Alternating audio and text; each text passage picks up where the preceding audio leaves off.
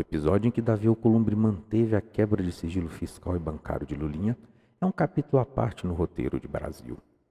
E a forma como ele fez isso é um estudo de caso perfeito para entendermos o poder da teoria do discurso polido como arma. É a paz que esconde a guerra, a retórica de Alcolumbre. Longe de ser um ato de hostilidade, a decisão de Alcolumbre foi uma demonstração de força política travestida de formalismo institucional. No entanto, vamos saber se o cosplay de Batoré vai conseguir se equilibrar entre todos esses jogos do poder e o que ele está fazendo. Bom, você está no Língua e Poder, eu sou Olavo Bactiniano, dê o like, se inscreva e vamos aos pontos que ele tem usado para isso. O primeiro deles aqui, como já está dito, é a força da institucionalidade. O que isso significa? Ele usou o parecer da advocacia do Senado e uma fala técnica para tentar dizer que ele estava, não era opinião dele, né? Ele estava tentando simplesmente seguir o parecer da advocacia do Senado. Na verdade, ele estava apenas se blindando através da instituição da advocacia do Senado.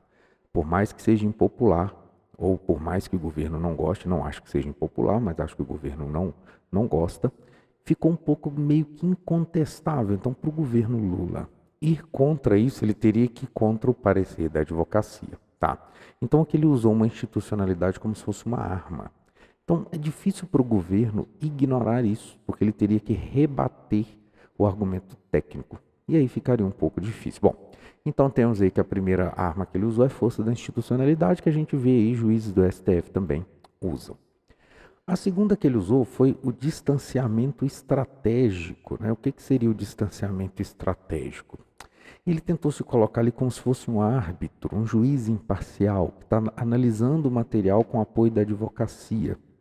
Dessa forma, o Alcolumbre ele tentou se afastar do fogo cruzado dos partidos.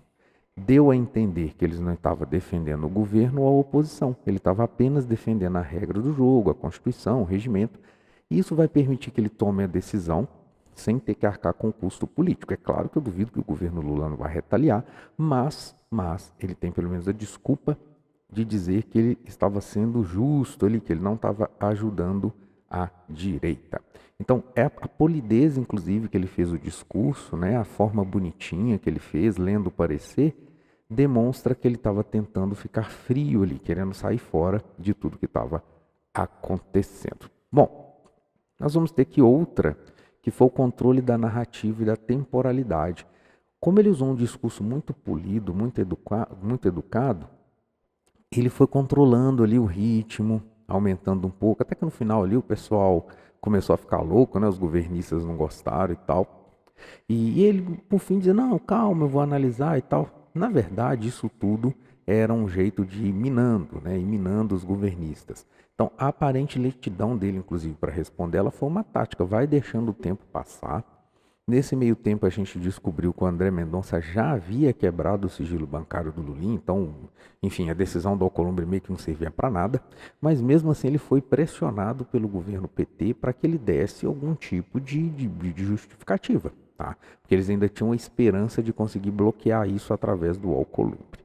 Então, obviamente, isso deu ao Planalto a chance de se conformar com a derrota. Mais ou menos, porque ainda acho que eles vão acabar retaliando mais cedo ou mais tarde.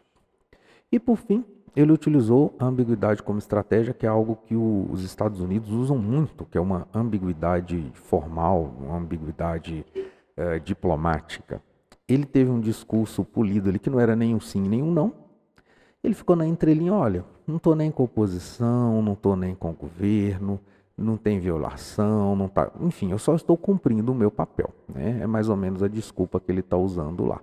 Claro que aqui ambos os lados eles ficam sempre com o pé atrás do Alcolumbre, porque mesmo a direita que acabou conseguindo o que queria, não vai confiar no Batoré, porque sabe que ele se escondeu atrás disso tudo, ele não teve uma posição firme. E qual que seria a posição firme? Chega lá e dizer, olha, a CPI tem legitimidade, nem é da minha conta dizer se pode ou não pode, o que a CPI fez está feito. Pronto, acabou. Ele não devia nem se posicionar. Então, o que já significa que a oposição não gostou, tá? E o governo também não gostou disso. Então, no fim, o Alcolumbre meio que ele tentou ficar com o pé nos dois barcos, demonstrando que ele era árbitro do jogo. Então, assim, acabou que ele nem apagou o incêndio de um lado nem do outro. Essa teoria que ele usou de uma paz escondendo a guerra pode ter funcionado no momento, tá? Mas a conta vai chegar para o nosso querido Batoré. Vai chegar uma hora que ele vai estar pressionado pelos dois lados, ele vai ter que escolher um lado. Se bem que eu acho que ele já escolheu o lado da esquerda e ele foi obrigado, nesse caso aí, a seguir o lado da direita. Tá? Então é isso. Espero que vocês tenham gostado do vídeo. Deixem um like e se inscrevam no canal e deixem um comentário sobre o que você pensa sobre isso. Até a próxima.